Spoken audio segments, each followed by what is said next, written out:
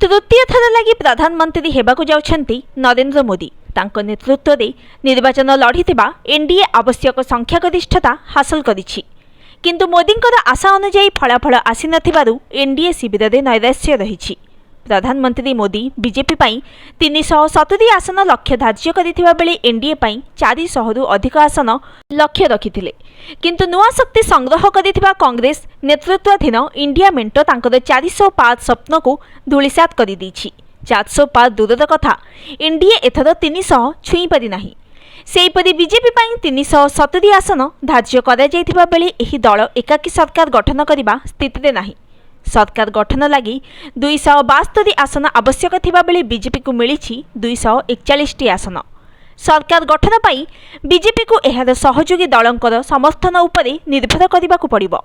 BJP को सबुठारु बड़ झटका लगी उत्तर प्रदेश रे। राज्यर 80 आसन थिबा बेले बीजेपी मेंट को मिली मात्र 32 आसन। राज्य में बीजेपी को कड़ा टक्कर देथिबा समाजवादी पार्टी एवं कांग्रेस मेंट 44 आसन रे आगुआ रहिछन्ति। 2014 एवं 2019 निर्वाचन में राज्य में बीजेपी को ऐतिहासिक सफलता मिलिथिला। महाराष्ट्र एवं पश्चिम बंग में मेंट को विपर्ययर सामना करने को पड़ी। केवल गुजरात, मध्य प्रदेश, ओडिशा, कर्नाटक, आंध्र, बिहार और तेलंगाना रे अधिक आसन पाइबारे सफल होइछि बीजेपी। अन्य पक्षरे गत लोकसभा निर्वाचन में शोचनीय पराजयर सम्मुखीन होइथिबा कांग्रेस एथर अपेक्षाकृत अधिक आसन हासिल करिछि। समस्त एक्जिट पोल आकलन को भूल प्रमाणित करी दल 100 आसन हासिल करने को जाउथबा बेले एहा नेतृत्वाधीन इंडिया मेंट को 233 आसन मिलिछि।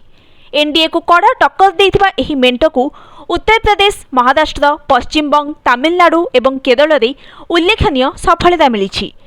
चलित निर्वाचन में एनडीए प्रमुख सहयोगी जेडीयू 14 एवं टीडीपी 16 आसन हासिल करथिबा बेले एलजेपी को 5टी आसन मिलिछि। अन्य पक्षरे इंडिया मेंटर प्रमुख दल कांग्रेस 97 आसन हासिल करने को सक्षम होइछि एवं एभली अप्रत्याशित प्रदर्शन कांग्रेस रे नुआ शक्ति संचार करिछि।